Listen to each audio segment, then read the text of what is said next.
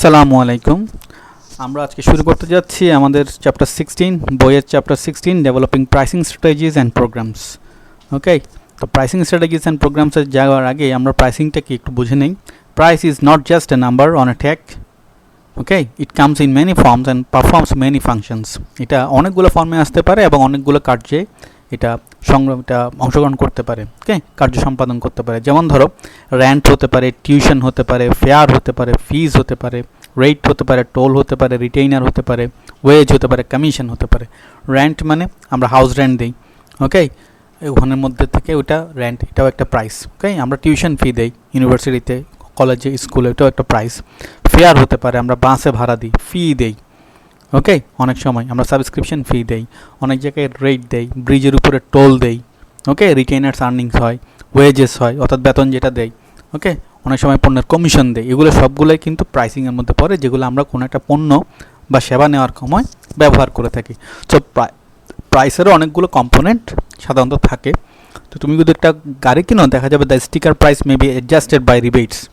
Okay, and the dealer incentives, এগুলো থাকবে। তো যাই হোক, আমরা যখন প্রাইসটা সেট করি তখন ওখানে অনেকগুলো স্টেপ আমাকে মেনে চলতে হয়। A firm must set a price for the first time when it develops a new product. Okay, when it introduces its regular product into a new distribution channel or geographical area, or when it enters bids on new contract work. আমরা একটু বুঝে নেই জিনিসটা কি। আমরা সাধারণত নতুনভাবে প্রাইসটা সেট করি কখন?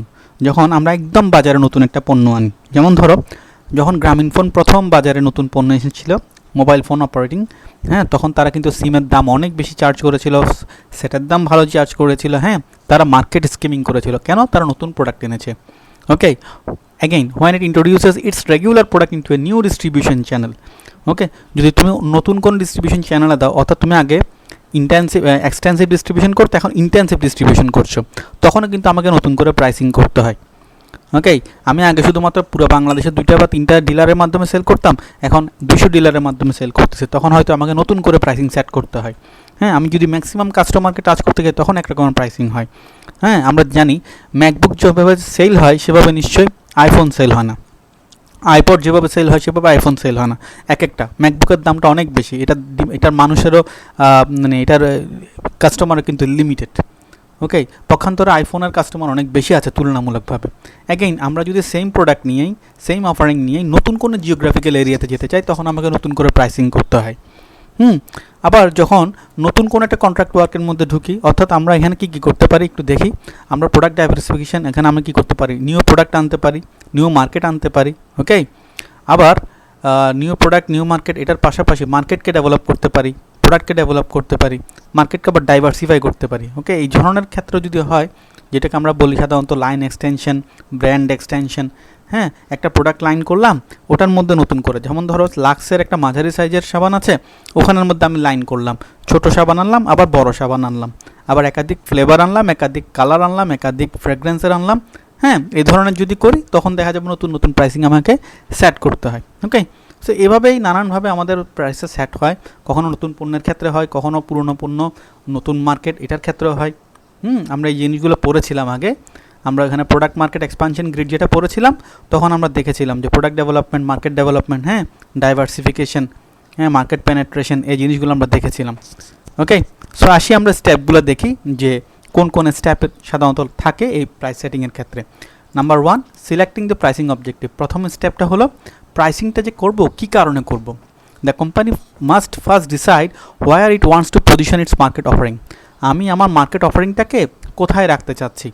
আমরা জানি, অথবা আমি আবার হয়তো আলোচনা করব যে market leader, market challenger, market follower, market nicher, 4 ধরনের সাধারণত মার্কেটে অংশগ্রহণকারী থাকে। ওকে, সো একটা ফার্মের অবজেক্টিভ যত ক্লিয়ার হবে, তত এটা প্রাইস সেট করার সময় কি থাকবে, ইজি থাকবে, কমফোর্টেবলি প্রাইস সেট করতে পারবে। গ্রামীণফোন স্টিল নাও মার্কেটের লিডার। সে এখনও পর্যন্ত তার কল রেট, তার ইন্টারনেট ব্যান্ডউইথ, এগুলো সবগুলো তার কিন্তু কম্পিটিটিভলি হাই আছে, because of his consistent service quality. Anyways, আসো আমরা মেজর অবজেক্টিভগুলো দেখে নেই। নাম্বার 1 অবজেক্টিভ কী হতে পারে প্রাইস সেটিংয়ের ক্ষেত্রে? সার্ভাইভাল। যে কোনো কোম্পানির প্রথম পারসুয়েসিভ টার্গেট কী থাকে?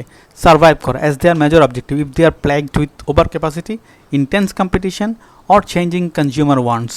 তখন তাদেরকে সার্ভাইভ করতে হয়। যেমন ধরো আমি একটা সিম্পল কথা বলি, যখন ধরো গ্রামীণফোন যখন প্রথম বাজারে এসেছিল তখন তারা মার্কেট স্কিমিং করেছে, শর্ট তোলা পদ্ধতিতে তারা এই দাম নিয়েছে, অনেক দামে তারা বিক্রি করছে। একইভাবে সনিরও অনেক উদাহরণ আছে। সনি যখন প্রথম বাজারে এসেছিল তখন তার অনেক দাম ছিল, এখন সেই একই জিনিস অনেক কম দামে পাওয়া যায়, সেটা আমি আরেকটু পরে আলোচনা করব।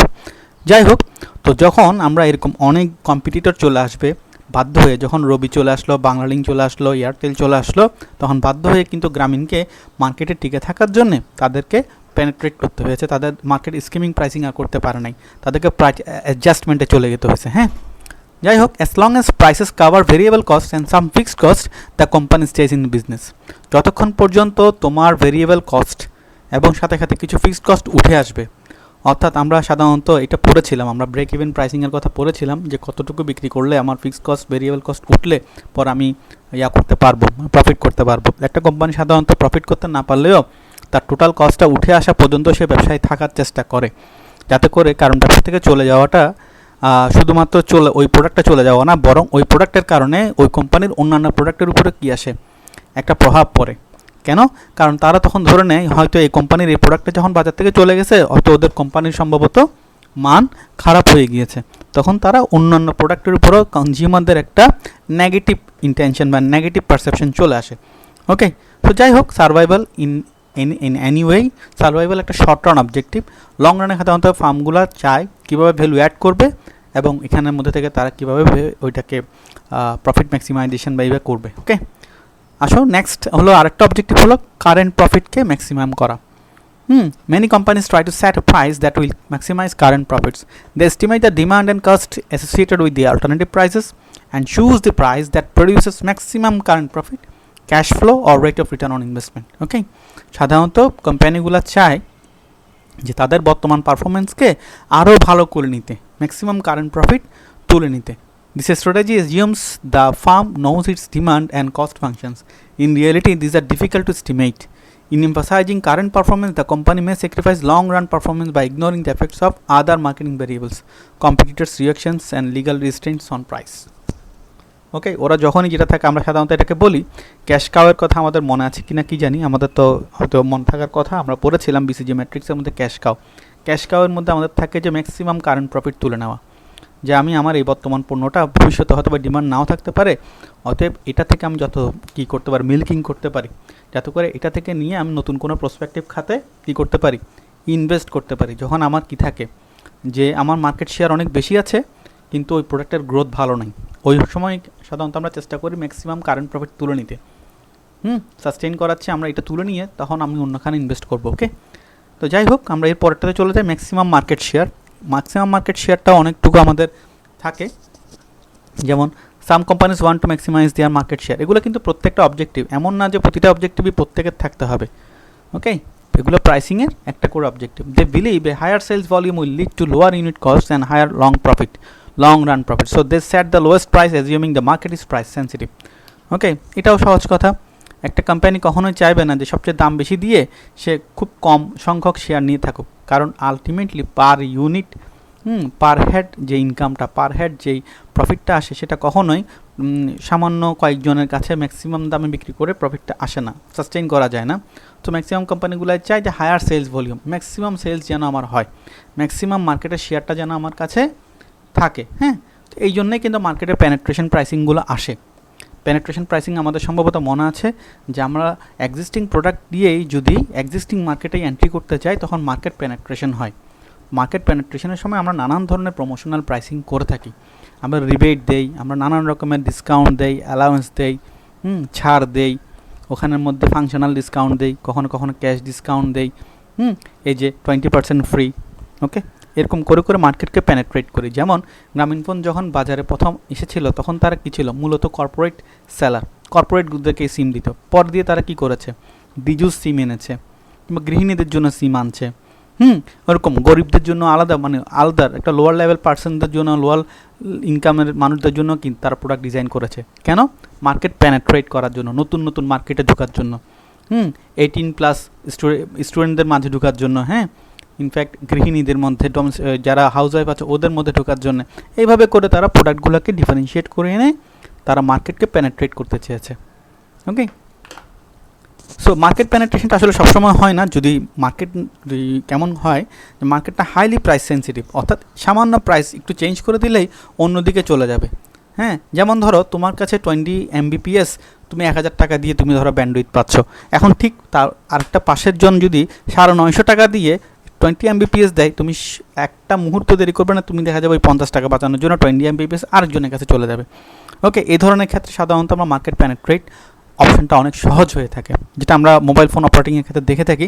আমরা খুব দ্রুত সুইচ করে ফেলি, অফারগুলো খুঁজতে থাকি। প্রোডাকশান এবং ডিস্ট্রিবিউশন কস্ট যদি দেখা যায় যে প্রোডাকশান এক্সপিরিয়েন্সের দিকে দেখতে গেলে হ্যাঁ যদি পড়ে যায়, কমে যায়।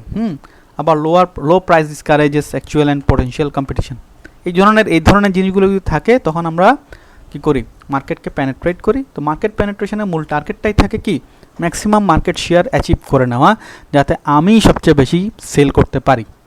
ওকে, প্রতিটা মানে কম জনের কাছ থেকে বেশিরভাগ প্রফিট তোলার চেয়ে ম্যাক্সিমাম মানুষের কাছ থেকে পার ইউনিট মার্জিনাল প্রফিট কম রেখে ম্যাক্সিমাম মার্কেটকে আমি অ্যাচিভ করে নেওয়া বা অ্যাটেইন করে নেওয়াটাই হলো ম্যাক্সিমাইজিং মার্কেট শেয়ার। ওকে, যাই হোক, একটু আগে আমরা মার্কেট স্কিমিং নিয়ে বলছিলাম, ম্যাক্সিমাম মার্কেট স্কিমিং। মার্কেট স্কিমিংয়ের কথা বলতে গেলে প্রথমে আমাকে সিটি সেলের কথা বলতে হয়, কিংবা গ্রামীণফোনের কথা বলতে হয়, কিংবা বিএসআরএমের কথা বলতে হয়। Companies unveiling a new technology favor setting high prices to maximize market skimming. এখানে যদিও সনির উদাহরণ আছে, আমি গ্রামীণের উদাহরণ দেওয়াটাই সহজ। কোম্পানিরা যখন আনভেইলিং মানে কি পর্দা উঠানো, ওকে, অ্যা নিউ টেকনোলজি, যখন কোনো একটা নতুন তারা কোনো প্রযুক্তি আনলো যেটা কিনা একদম নতুন, তখন ওটা কি হয়, তারা একটা ফেভার নেয় হাই প্রাইস সেট করার মাধ্যমে, ম্যাক্সিমাইজিং মার্কেট স্কিমিং মানে কি শর্ত তোলা। ওকে, সনির একটা উদাহরণ এখানে দিয়েছে যে Sony has been A frequent practitioner of market skimming pricing. তারা সবসময় ইনোভেটিভ প্রোডাক্ট এনেছে এবং সবচেয়ে বেশি দামটাই তারা নিয়েছে। In which prices start high and slowly drop over time, অর্থাৎ প্রথম দিকে এই মার্কেট স্কিমিংয়ের ক্ষেত্রে প্রথম দিকে দামটা অনেক বেশি থাকে, পরে ধীরে ধীরে দামটা কমতে থাকে। যেমন একটু উদাহরণ দিয়েছে, দেখো, when Sony introduced the world's first high definition television HD television to the Japanese market in 1990, can you imagine 1990 তখন এটার দাম ছিল $43,000, okay, so that Sony could skim the maximum amount of revenue from the various segments of the market. মার্কেটের যে সকল সেগমেন্টে $43,000 pay করার মতো অ্যাফোর্ডেবিলিটির মানুষ ছিল, তারাই এটা কিনে নিয়েছিল। But the price dropped steadily through the years. Okay, বর্তমানে দেখো 28-inch Sony television cost just over 6,000 in 1993। তাহলে দেখা যাচ্ছে এখানে 90 থেকে 93 আসতেই, ওকে, জাস্ট ওভার 6,000-এর মধ্যে চলে আসছে এটা। ওকে, বাট এ 42-inch, ওকে, একটা 42-inch সনি টেলিভিশন এখন বর্তমানে দেখাচ্ছে কত, 20 ইয়ার্স পরে 2013 সালে এসে এটার দাম হয়ে গেছে $579। ওকে, অনলি $579। অথচ টেলিভিশনটা হলো কি এইচডি টেলিভিশন, এলইডি টেলিভিশন এবং 42-inch। Okay, so this strategy can be fatal however if a worthy competitor decides to price low। এখন এটাও কিন্তু যে আহামরি ভালো তা না। যদি এমন হয় যে আমারই সমমানের, আমারই সমকক্ষের, আমারই সমক্ষমতার আরেকজন মার্কেট লিডার এখানে চলে আসে, বা কম্পিটিটিভ একজন কম্পিটিটর চলে আসে, তখন কিন্তু সে তার প্রাইসটা লো রাখলে আমার পক্ষে স্কিমিং করাটা সহজ হবে না। এরকম বেশ কিছু উদাহরণ আছে, হ্যাঁ, যেমন ফিলিপসের উদাহরণ এখানে দিয়েছে, ডাচ ইলেকট্রনিক্সের উদাহরণ দিয়েছে। আমরা এগুলো দেখে নিতে পারি। জাপানিজ এই ধরনের কম্পিটিটরগুলো এটা কি করছিল, Japanese competitors priced low and rapidly build their market share which in turn pushed down their cost substantially. ওকে,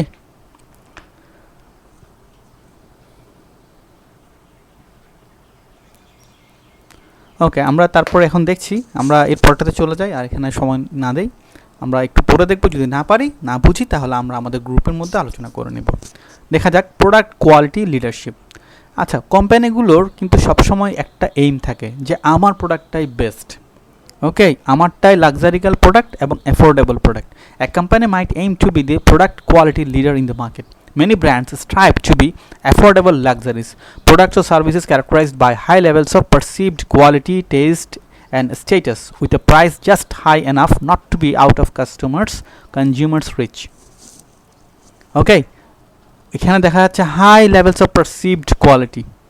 আমি দিব পারসিভড কোয়ালিটি মানে কি, যেটা আমি এক্সপিরিয়েন্স করে পেয়েছি, আমার কাছে ভালো লেগেছে, আমার কাছে ভালো স্বাদ পেয়েছি, ভালো স্ট্যাটাস পেয়েছি, কিন্তু এমন একটা দামে দিব যেটা কিনা কনজিউমারদের রিচের বাইরে যাবে না।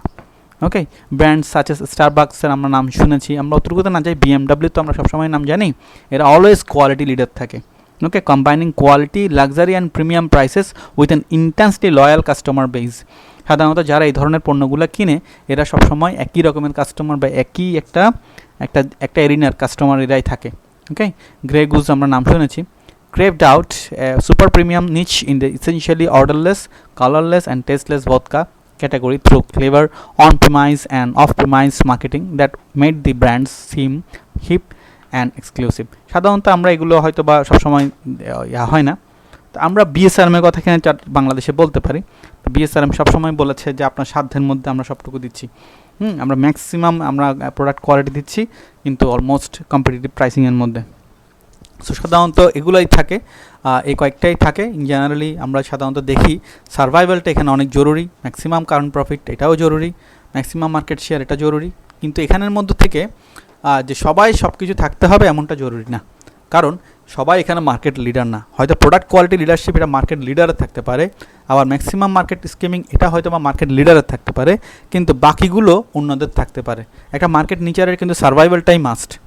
হ্যাঁ, বাংলা সাবান যে বিক্রি করে সে নিশ্চয়ই হাই প্রফিট বিক্রি নেওয়ার জন্য সার্ভাইভ মানে করতে চায় না, তার সেটিং প্রাইসিং কিন্তু স্কিমিং করা না, তাই না? একইভাবে এরকম current profit, maximum market share এগুলো কিন্তু অন্যান্য ফলোয়ার, নিচার, হ্যাঁ, বা চ্যালেঞ্জার যারা আছে এরা সবসময় করে। ওকে, সো আমরা এই 5টা অবজেক্টিভ আমাদের থাকবে। তা আমাদের স্টেপ 1 যেটা ছিল প্রাইসিং অবজেক্টিভ সেটা আমরা দেখে নিলাম। এর পরের অবজেক্টিভটা কি? Determining the demand. Okay, what is determining demand? প্রত্যেকটা দাম কিন্তু একটা ডিফারেন্ট লেভেল অফ ডিমান্ডকে কী করে? পুশ করে। Have a different impact on a companies marketing objective. প্রত্যেকটা দামে কিন্তু কোম্পানির একটা অবজেক্টিভকে ফুলফিল করে বা ওটাকে পার্সু করে। যেমন আমাদের জানি যে যখন আদার থিংস রিমেইন কনস্ট্যান্ট থাকে, যখন অন্যান্য জিনিসগুলো অর্থাৎ অন্যান্য সব কিছু যখন কনস্ট্যান্ট থাকে তখন কিন্তু দাম বাড়লে চাহিদা কমে, আবার দাম কমলে চাহিদা বাড়ে। If other things remain constant, যেমন দেখো এখন যখন করোনা পরিস্থিতিতে বাংলাদেশের এই অবস্থা, চালের দাম কিন্তু বেড়ে গেছে, অথচ চালের দাম কিন্তু বেড়ে যাওয়ার কথা ছিল না, হয়তো ডিমান্ডটা কী হলো, দামটা বেড়েছে, ডিমান্ডটা কমে যাওয়ার কথা ছিল না, অথচ দাম বাড়ার পরে মানুষ আরও বেশি করে কিনে ফেললো। যে চালের বস্তাটা 1100 টাকা 1200 টাকা ছিল সেটা হয়ে গেল ধরো 1600 থেকে 1800 টাকা। মানুষ কি কেনা কমিয়ে দিয়েছে? না, বরং দাম বাড়ার পরে চাহিদা বেড়ে গেল। কেন? কারণ মানুষের ভয় হলো দাম যদি আরও বেড়ে যায়। ওকে, সো এটা কেন? কারণ এখানে আদার থিংস রিমেইন কনস্ট্যান্ট নাই, অর্থাৎ বৈশ্বিক পরিস্থিতি সেম না। এখানে একটা দুর্যোগ, দুর্ভিক্ষ কিংবা সামনে অনেক বড় একটা ক্ষয়ক্ষতির আশঙ্কা আছে বলেই আমরা কি করলাম, দাম বাড়ার পরও চাহিদাটা বাড়িয়ে দিলাম, যেটা হওয়ার কথা ছিল দাম বাড়লে চাহিদাটা কমে যাওয়ার। ঠিক আছে, কিন্তু যেহেতু একটা অস্থিতিশীল পরিস্থিতি তৈরি হয়েছে, হ্যাঁ, যেমন যুদ্ধকালীন অবস্থায়ও কিন্তু এই ধরনের হয়ে থাকে। ওকে, সো এই ধরনের জিনিসগুলোকে আমরা ইনএলাস্টিক ডিমান্ডও বলি। এই জিনিসগুলো আমাদেরকে একটু পড়তে হবে। সাধারণত দাম বাড়লে ডিমান্ডটা কম থাকে। ওকে, কিন্তু দেখা যায় কিছু কিছু প্রেস্টিজিয়াস গুডস আছে, আমরা জানি এগুলো আমরা মাইক্রো ইকোনমিক্সে পড়েছি। Demand curve sometimes slopes upward. Okay, যেমন ধরো ডায়মন্ড খুবই প্রেস্টিজিয়াস একটা গুড। এখন এই ডায়মন্ডের দাম যদি কমে যায় তখন এটা কিন্তু ডিমান্ড কমে যাবে অ্যাকচুয়ালি, কারণ এটা প্রেস্টিজিয়াস গুড, এটা ইউনিক গুড, এটা সাধারণত স্টেটাস বিলং করে, স্টেটাসকে শো অফ করে। সো এটার দাম কমে যাওয়া মানে মানুষ ধরে না এটা তো যে কেউ নিতে পারে এখন, তখন এটার প্রতি আর দামটা থাকে না। So in case of prestigious good এই দাম বাড়লে চাহিদা কমে এই জিনিসটা, বা দাম কমলে চাহিদা বাড়ে এই জিনিসটা কাজ করে না। Okay, so some consumers take the higher price to signify a better product. কারণ অনেক মানুষের কাছেই কিন্তু কি বেশি দাম মানেই ভালো প্রোডাক্ট। ওকে, কখনো কখনো দাম কমিয়ে দিলে ওই ডিমান্ডটাও পড়ে যায়। কিছু কিছু ওই যে বললাম প্রেস্টিজিয়াস গুডসের ক্ষেত্রে এটা কাজ করে। এনিওয়েজ আসেন স্টেপ 3 আমরা একটু দেখি। Estimating costs. এই যে বললাম demand sets A ceiling on the price and the company can charge for its product. Demand sets A ceiling on the price. আচ্ছা, প্রাইস সিলিংটা কী জিনিস?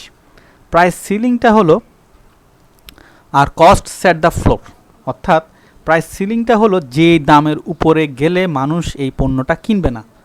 আমি আবার বলছি, যেই দামের উপরে গেলে, অর্থাৎ আমি একটা মোবাইল ফোন কিনবো, এটার দাম সর্বোচ্চ 20,000 টাকা হলে আমি কিনবো, কিন্তু এটার দাম যদি তুমি 21,000 করে দাও তখন এটার আমার কাছে কোনো ডিমান্ড থাকবে না। ওটাকে বলা হয় প্রাইস সিলিং, ছাদ। আর ফ্লোর বলা হয় কস্ট, যেই দামের নিচে আমি পণ্য বিক্রি করলে আমার ক্ষতি হবে, আমার লস হবে, আমার ব্রেক ইভেনও আসবে না, সেটা হলো আমার জন্য ফ্লোর, প্রাইস ফ্লোর।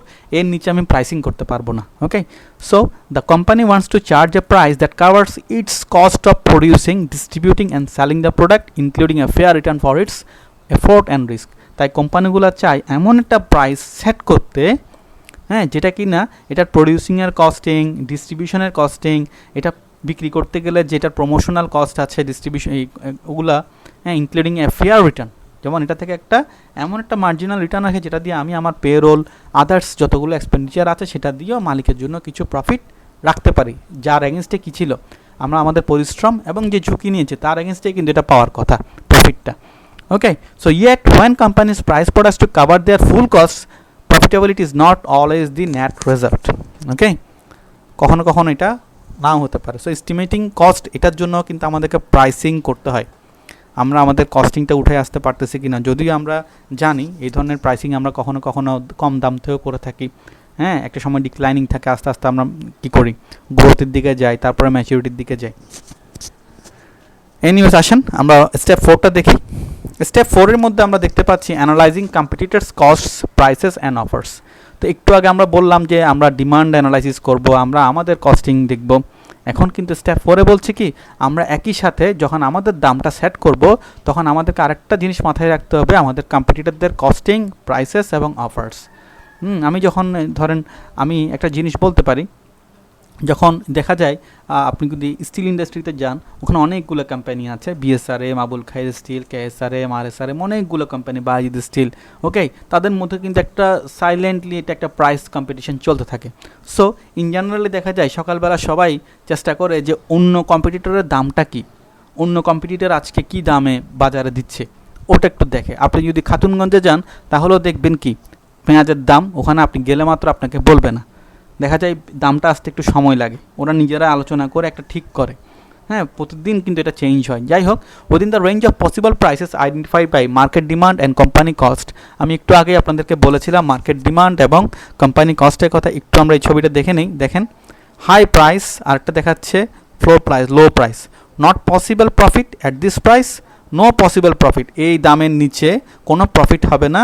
আবার এই দামের উপরে হাই প্রাইস, এই দামের উপরে কোনো ডিমান্ড থাকবে না। ওকে, অর্থাৎ এর চেয়ে বেশি দামে কিনলে আমরা এফোর্ড করতে পারবো না বলে আমরা কিনবো না। ওকে, সেটাকে বলা হয় প্রাইস সিলিং, আর এটাকে বলা হয় প্রাইস ফ্লোর, যেখানে কস্ট আছে। আর এখানে দেখেন customer assessment of unique product features. একটা কোম্পানির কাস্টমার যারা থাকবে তারা পণ্যটার ফিচারকে দেখে সে সিলিং প্রাইসে দেওয়ার জন্য রাজি থাকবে, ম্যাক্সিমাম প্রাইসটা দেওয়ার জন্য রাজি থাকবে। ওকে, আর এটা competitors prices and prices of substitute, সে অন্যদেরটাও দেখবে, কোম্পানিটা দেখবে, নিজেদেরটা ওইটা সাবস্টিটিউট যেটা আছে সেটাও দেখবে, দেখে তারপরে সে কেনার চেষ্টা করবে। তো যাই হোক, আমরা এই হলো প্রাইস সিলিং, যেটা কিনা ডিমান্ডের উপর ডিপেন্ড করে। যেটার উপরে কোনো ডিমান্ড নাই সেটাই হলো আমার ম্যাক্সিমাম প্রাইস, এর চেয়ে বেশি দিলে মানুষ কিনবে না। আর যেটা প্রাইস ফ্লো সেটা হলো এমন একটা প্রাইস যেটাতে আমার কস্টটাই শুধু কাভার হয়, এর চেয়ে কম হলে আমার কস্টও কাভার হবে না। Okay, that means no profit.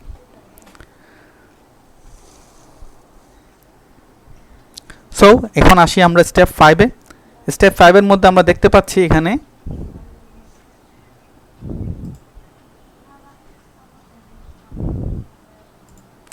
এখানে আমরা দেখতে পাচ্ছি given the customer's demand schedule, the cost function, the competitors prices, the company is now ready to select a price. ওকে, এখন সে একটা কোম্পানি কি করলো, কম্পিটিটরদের ডিমান্ড দেখলো, কম্পিটিটরদের প্রাইস দেখলো, কম্পিটিটরদের কস্টিং দেখলো, সেগুলো দেখে নিজের কোম্পানিরও সে কস্টিং স্ট্রাকচার দেখলো, নিজেদেরটাও কী করলো, সে তার নিজেদের ডিমান্ডকেও এস্টিমেট করলো। এগুলো দেখার পরে সে এখন কি করবে, একটা প্রাইস সেট করবে। ওকে, সো আমরা দেখতে পাচ্ছি cost set a floor to the price.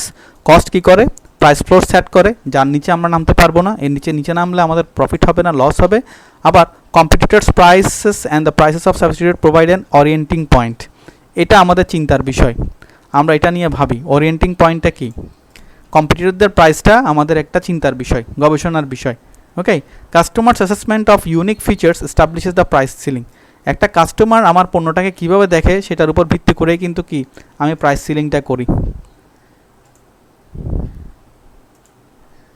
অর্থাৎ একটা কাস্টমারের কাছে যদি আমার পণ্যটা অনেক বেশি কি হয়, লুক্রেটিভ হয়, অ্যাট্রাকটিভ হয়, অনেক বেশি ভ্যালিউড হয়, আমি ভ্যালু প্রাইসিং নিয়ে এর পরের ক্লাসটাতে আলোচনা করব, লেকচারটাতে আলোচনা করব পরের ভিডিওতে।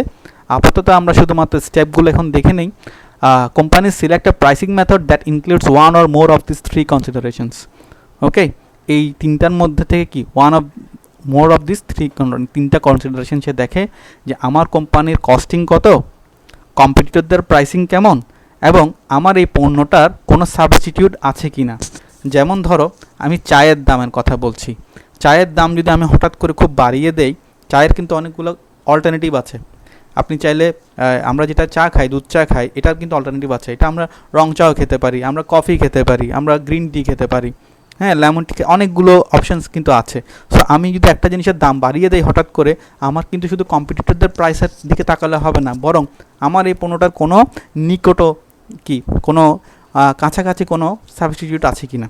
যদি সাবস্টিটিউট থাকে তাহলে তো সেই ক্ষেত্রে আমার দাম বেরিয়ে দিলে মানুষ ওই সাবস্টিটিউটের দিকে চলে যাবে। কফির চেয়ে যদি চার দাম অনেক বেশি হয়ে যায় তখন তো আমি কফি খাবো, এটাই স্বাভাবিক। ওকে, এই ইন জেনারেল এটাই হবে। আবার আরেকটা জিনিস কি, কোম্পানির অন্যান্য আমার যারা কাস্টমার আছে ওরা আমার পণ্যটাকে কী হিসেবে দেখে, তারা কি আমার পণ্যটার মধ্যে তাদের স্ট্যাটাস খুঁজে পায়, সেক্ষেত্রে কিন্তু আমি আমার ম্যাক্সিমাম সিলিংটা ইউজ করতে পারবো। অর্থাৎ যে সিলিংটাতে আমরা ম্যাক্সিমাম প্রাইস করতে পারি, এই যে বললাম customer assessment of unique product features. Okay, so এইটা হলো আমার প্রাইস সিলিংয়ের জন্য লাগে। ওরিয়েন্টিং পয়েন্টটা কোনটা, ওরিয়েন্টিং পয়েন্টটা হলো কম্পিটিটরদের দাম এবং আমার যেটা সাবস্টিটিউট প্রোডাক্ট আছে, অর্থাৎ আটার ক্ষেত্রে ময়দাটা সাবস্টিটিউট হতে পারে, চায়ের ক্ষেত্রে কফিটা সাবস্টিটিউট হতে পারে। এই যে এই জিনিসগুলোর দামটা হলো আমার ওরিয়েন্টিং পয়েন্ট, এটা আমার বেস পয়েন্ট। তাহলে এর নিচে আসবো আমি কখন, যখন আমি কম্পিটিটরদের প্রাইস দেখে বা দেখে কি করব, আমার আমার কস্টিংটা দেখব। হ্যাঁ, এর চেয়ে নিচে নামতে পারবো না, এর চেয়ে নিচে নামা সম্ভব না। আবার আমার কোম্পানির আমার পণ্যর যে ডিমান্ড আছে সেই ডিমান্ডের বাইরে আমি যেতে পারবো না, এর মাঝে মাঝে আমাকে প্রাইসিংটা মূলত করতে হয়। সো এই প্রাইসিংগুলো করার ক্ষেত্রে আমরা 7টা প্রাইসিং স্ট্র্যাটেজিস ফলো করতে পারি। So we will examine 7 pricing setting strategies: markup pricing, target return pricing, perceived value pricing, EDLP, going rate pricing and auction type pricing। 7 ধরনের প্রাইসিং থেকে যে কোনো এক ধরনের বা একাধিক ধরনের প্রাইসিং মেথড আমরা বেছে নিতে পারি। সো আমরা প্রাইসিংগুলো নিয়ে নেক্সট লেকচারটাতে আমরা আলোচনা করব। এখন এই স্টেপ 5-এ যখন আমরা যে কোনো একটা প্রাইসিং যখন আমরা সিলেক্ট করি, এরপর আমরা সরাসরি চলে যাই কোনটাতে, আমরা চলে যাই সিলেক্টিং দ্য ফাইনাল প্রাইস।